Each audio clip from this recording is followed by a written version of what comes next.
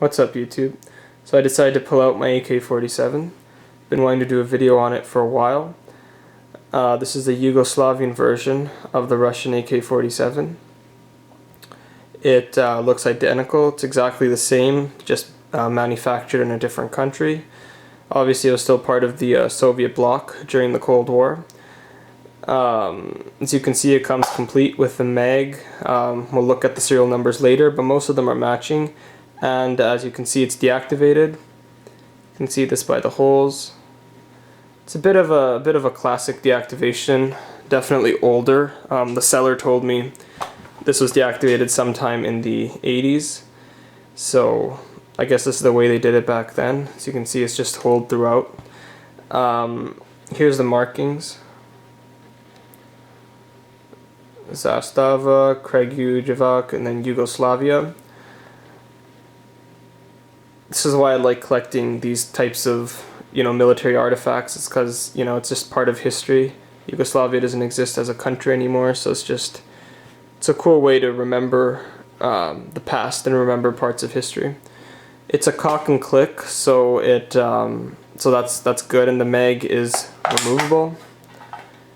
As you can see, there's a lot of wear and tear on this. I mean, there's a lot of metallic rust.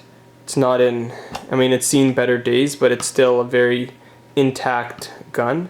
You can also see there's a lot of, I have it on this sheet because there's a lot of metal shedding as well that goes on.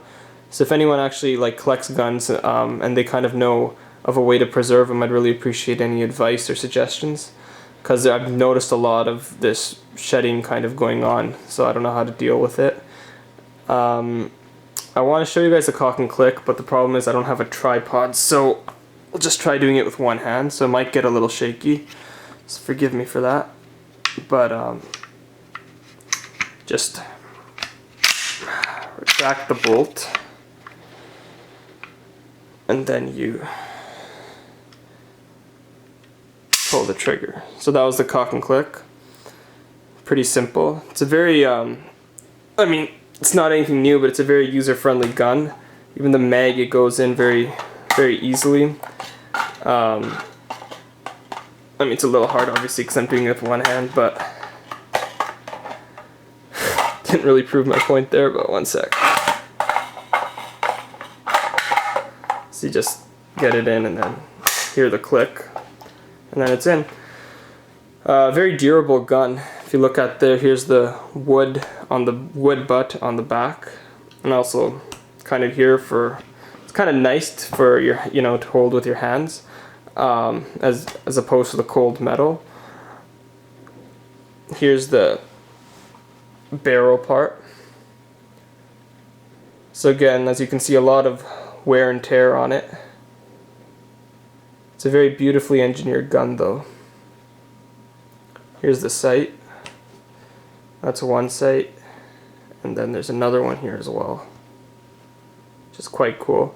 Been trying to find a date on it, no luck. I've literally inspected the gun throughout.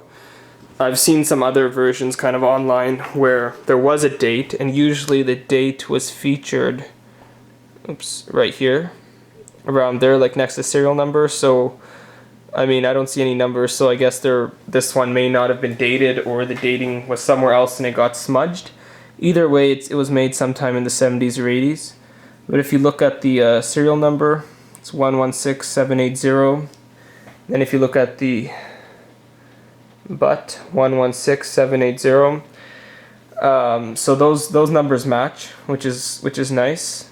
But if you look at the handle part here, the last four digits are different, 8106. So that means these were newer, or different at least. So yeah, this is my quick video of the AK-47 Yugoslavian version. It's a very neat piece. It's pretty hard to find in Canada, where it's a cock and click as well, and the mag's removable. Nice piece of history. Happy I have this classic gun. So I just wanted to show it to you guys. So I hope you guys enjoyed the video. Thanks for watching.